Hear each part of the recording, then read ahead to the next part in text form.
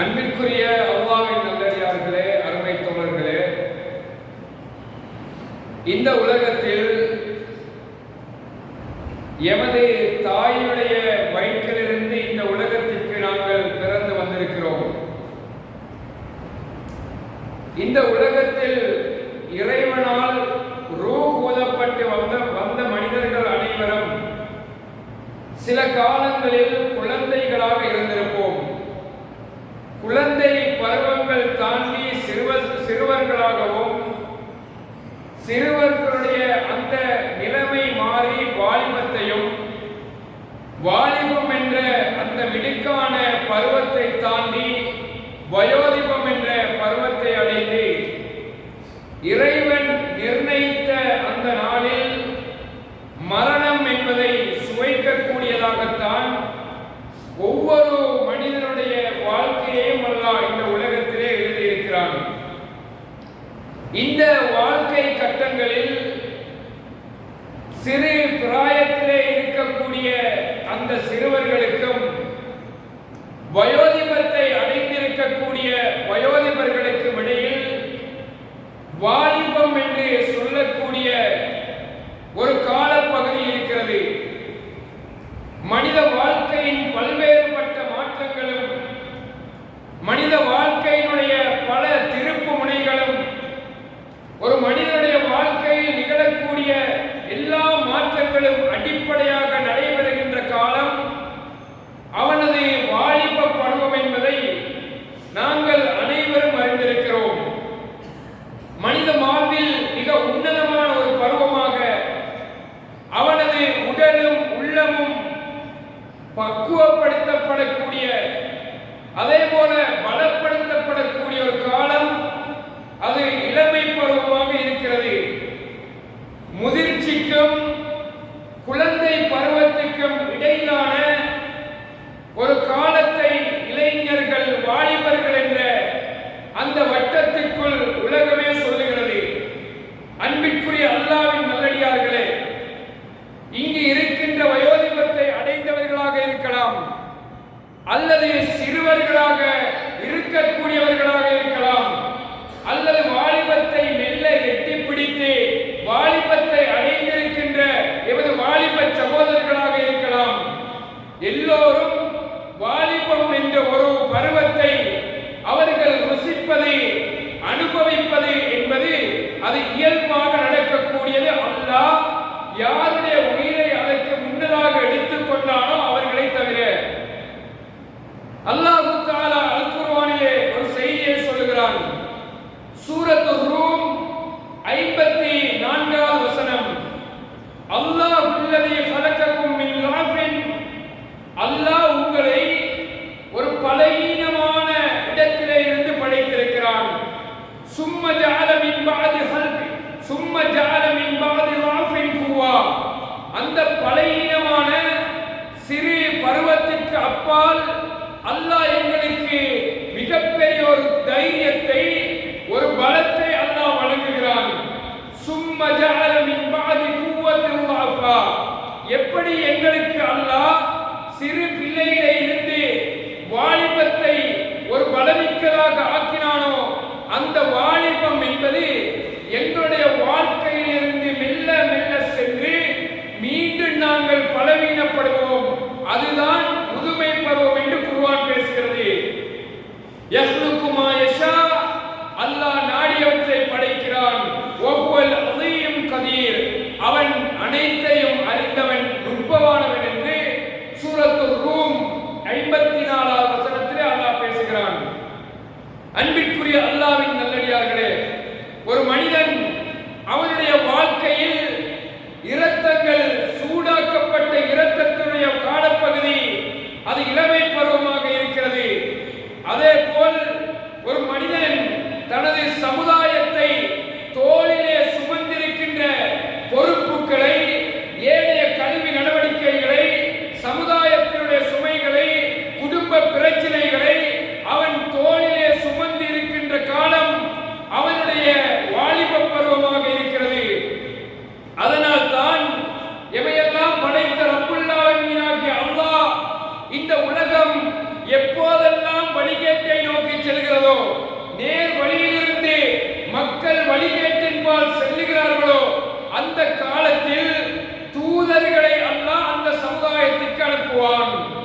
அந்த தூதர்களை அனுப்பி எந்த சமுதாயம் வழிகேட்டிலே இருக்கிறார்களோ அந்த சமுதாயத்திற்கு நேர்வழிப்படுத்துவது அல்லாஹ்வுடைய கடமையாக இருக்கிறது. அன்பிற்குரியவர்களே, இறைவனால் அனுப்பப்பட்ட இறை தூதர்களுடைய வரிசைகளை எடுத்து பாருங்கள். அல்லாஹ் தூதுத்துவத்திற்கு நுபுவத்திற்கு பொருத்தமான ஒரு வயதாக ஒரு காலப்பகுதியாக அல்லாஹ் தெரிந்தெடுத்ததும் அந்த வாலிபத்தை தான் என்று அல் குர்ஆன் பேசுகிறது. இந்த நபிமார்களுடைய வரலாற்றில் நபி இப்ராஹிம் அலைஹிஸ்ஸலாம் அவர்கள் எல்லோருடைய வரலாறையும் பேச முடியாது. இருவரை இந்த உரைக்கு பொருத்தமானதாக தொட்டு காட்டுகிறேன். இப்ராஹிம் அலைஹிஸ்ஸலாம் அவர்கள் இறைவனால் தனது நண்பன் என்று தெரிவு செய்யப்பட்ட ஒருவர். இத்தகல்லாஹு இப்ராஹிம ஹலீலா, அல்லாஹ் தனக்கு நண்பனாக தனக்கு ஒரு தோழனாக இப்ராஹிம் அலைஹிஸ்ஸலாம் அவர்களை எடுத்ததாக குர்ஆன் பேசுகிறது. இப்ராஹிம் அலைஹிஸ்ஸலாம் அவர்கள் பல்வேறுபட்ட கஷ்டங்களை பல்வேறுபட்ட துன்பங்களை ஹஜ்ஜுடைய காலங்களில் நிறைய படிப்போமா இல்லையா, நிறைய கஷ்டப்பட்ட தூதர்களில் மிக முக்கியமானவர் இப்ராஹிம் அலைஹிஸ்ஸலாம் அவர்கள்.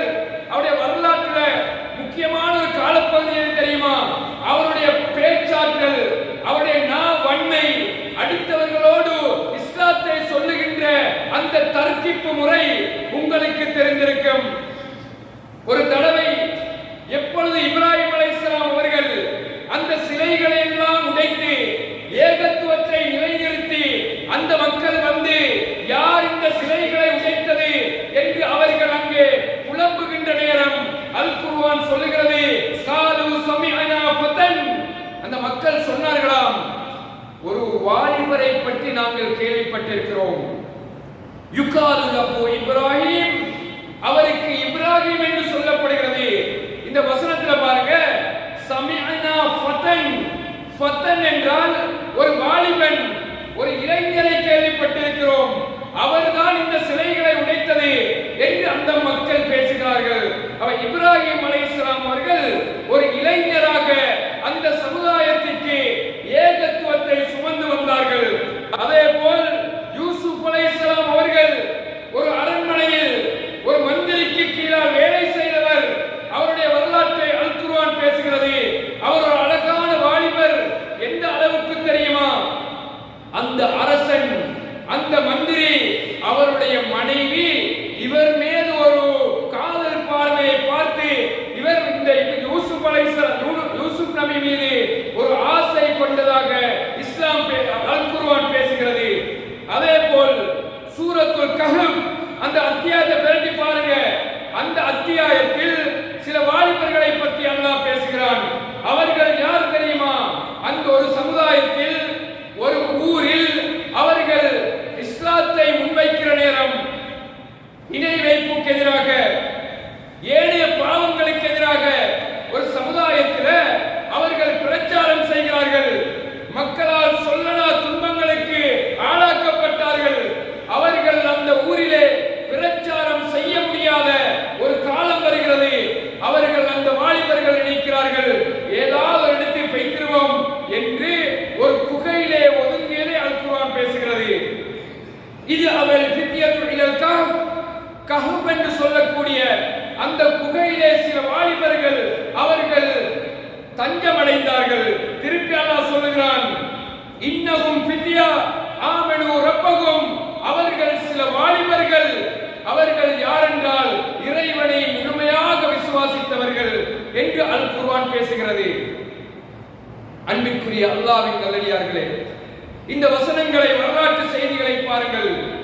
ஒரு சமுதாயம், அந்த சமுதாயம் ஒரு சிறந்த சமுதாயமாக, முன்னுதாரணமிக்க சமுதாயமாக, ஒரு இஸ்லாமிய சூழலில் வார்த்தடிக்கப்பட்ட ஒரு வார்ப்புகளாக ஒரு சமுதாயம் இருக்க வேண்டும் என்றால் அந்த சமுதாயத்திலே இருக்கின்ற இளைஞர்கள், வாலிபர்கள் அவர்கள் நெறிப்படுத்தப்பட்டால் ஒரு சமுதாயத்திற்கு வாழேந்தி போராடுகின்ற போராளிகள் தேவையில்லை. அந்த சமுதாயத்திலே இருக்கின்ற வாலிபர்கள் நேரான வழியை அடைந்தால்